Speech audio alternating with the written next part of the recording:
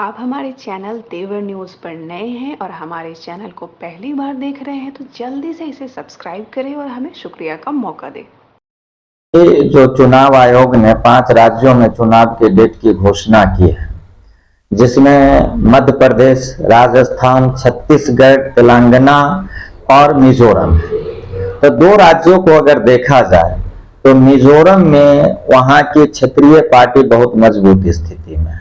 दूसरे नंबर पे कांग्रेस संघर्ष करती नजर आती है, वहां हमेशा भारतीय जनता पार्टी का वहां कुछ है। तेलंगाना में कांग्रेस और वहां के जो क्षेत्रीय दल हैं उनके बीच संघर्ष हमेशा होते रहा, तो वहां भी भारतीय जनता पार्टी को कुछ करने के लिए है नहीं। रह गई 3 राज्य, राजस्थान, मध्य प्रदेश और छत्तीसगढ़। इन तीनों राज्य में भारतीय जनता पार्टी और कांग्रेस के बीच सीधा मुकाबला है। इसमें तीसरा कोई दल 2, 4, 5% वोट से ज्यादा नहीं काट सकती है और वो त्रिकोण भी बनाते नहीं नजर आती है। तो इन तीनों राज्यों में कांग्रेस और भाजपा के बीच सीधा मुकाबला है, जिसमें से 2 राज्य में कांग्रेस की सरकार है, छत्तीसगढ़ और राजस्थान, जबकि मध्य प्रदेश में भाजपा की सरकार है। अगर विगत चुनाव को देखा जाए तो मध्य प्रदेश में भी 119 सीट के साथ कांग्रेस नंबर 1 पार्टी बनी थी, सरकार बनाई थी, लेकिन इनके एमएलए को तोड़कर भारतीय जनता पार्टी ने वहां सरकार बना ली। तो इससे पूर्व भी 15 साल से लगातार उसकी सरकार चलती आ रही थी। अब ये फिर पुनः जब सरकार गिराकर सरकार बना ली तो ये 20 साल कहा जाए, जो मध्य प्रदेश में शिवराज सिंह चौहान, बाबूलाल गौर और उमा भारती 3 ऐसे चेहरे रहे, जिनमें 2 पिछड़ा चेहरा था, 1 सवर्ण चेहरा है। पिछड़ा चेहरा में कुशवाहा जाति से आने वाले जो उमा भारती थी, ये मुख्यमंत्री बनी। इनको 1 साल के अंदर में हटा दिया गया, क्योंकि ये पिछड़े की बेटी थी। बाबूलाल गौर दूसरे मुख्यमंत्री बने, इनको भी ज्यादा दिन तक नहीं रहने दिया गया, क्योंकि ये भी पिछड़ा के बेटा थे और यादव जाति से आते थे। तो भारतीय जनता पार्टी इन दोनों जातियों को दरकिनार कर शिवराज सिंह चौहान को मुख्यमंत्री का कुर्सी संभालने के लिए बुलाया और वो तब से आज तक बने हुए हैं। तो भारतीय जनता पार्टी जो इतने दिनों तक वहां शासन चलाई है, जिस तरह की बातें वहां से उभर कर आ रही है, जो लोगों में गरीबी बढ़ी है, अराजकता बढ़ी है, लोगों के अंदर धार्मिक उन्माद बढ़ा है, जातीय संघर्ष बढ़ा है, अभी जो महंगाई और बेरोजगारी है, इसमें किसान के मुद्दे पे हर जगह पे शिवराज सिंह चौहान विफल नजर आए। बार बार पिछले चुनाव में भी किसानों ने टमाटर को रोड पे जैसे फेंक दिया था, चूंकि उनकी स्थिति अच्छी नहीं बन रही थी। इस बार की भी स्थिति यही है, कांग्रेस बहुत मजबूती से वहां वर्क कर रहा है। तो जो नजर आ रही है इसमें स्पष्ट आ रहा है जो इस बार वहां कांग्रेस कहीं 2/3 बहुमत से न सरकार बने। भारतीय जनता पार्टी की स्थिति अच्छी नहीं है और ये दिखाई भी दे रहा है, जिस तरह से वो केंद्रीय मंत्रियों को 5 बार 6 बार के एमपी को विधानसभा चुनाव लड़ा रहे हैं। तो ये दिखाई दे रहा है तो भाई ये बड़े नेता है, कम से कम विधायक बन गए तो सरकार कहीं बची रही या कहीं विपक्ष में मजबूती से बैठे। तो ये दिखाई भी दे रहा है जो भारतीय जनता पार्टी मध्य प्रदेश को लेकर बहुत डरी हुई है। दूसरा राज्य राजस्थान है।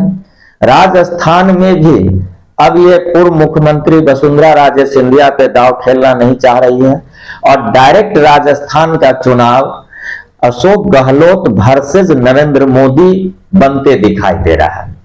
क्योंकि राजस्थान में जिस तरह से प्रधानमंत्री बार बार अपने आप को कह रहे हैं हमें राजस्थान लाइए, हमें राजस्थान लाइए। अरे केंद्र में आप प्रधानमंत्री हैं तो राजस्थान क्या केंद्र का भाग नहीं है? अगर आप काम करना चाहे तो राजस्थान में तो करिए सकते हैं प्रधानमंत्री रह के, लेकिन राजस्थान में जितना ये जम के विरोध कर रहे हैं अशोक गहलोत का और अपने आप को प्रोजेक्ट कर रहे हैं, इससे यही लग रहा है जो शायद इस बार राजस्थान में मुख्यमंत्री पद के लिए माननीय प्रधानमंत्री चुनाव लड़ रहे हैं। तो ये चुनाव जो राजस्थान की चुनाव है, ये भारतीय जनता पार्टी के लिए एक प्रतिष्ठा का चुनाव बना हुआ है। यहाँ कांग्रेस वर्सेस नरेंद्र मोदी की इलेक्शन हो रही है। अगर कांग्रेस राजस्थान में कांग्रेस सरकार पुनः बना लेती है तो नरेंद्र मोदी को 2024 का हार अभी ही एक्सेप्ट कर लेना चाहिए, क्योंकि ये चुनाव में सीधा मुकाबला अशोक गहलोत वर्सेस नरेंद्र मोदी जी का हो रहा है। तो इसलिए तो राजस्थान बहुत अहम रख रहा है भारतीय जनता पार्टी के लिए। उसको लग रहा है कि कहीं 5 साल का एंटी इनकम्बेंसी फैक्टर होगा तो हम जीत लेंगे एक राज्य, तो दिखाएंगे कि भाई हम एक राज्य जीते, हमारी स्थिति अच्छी है।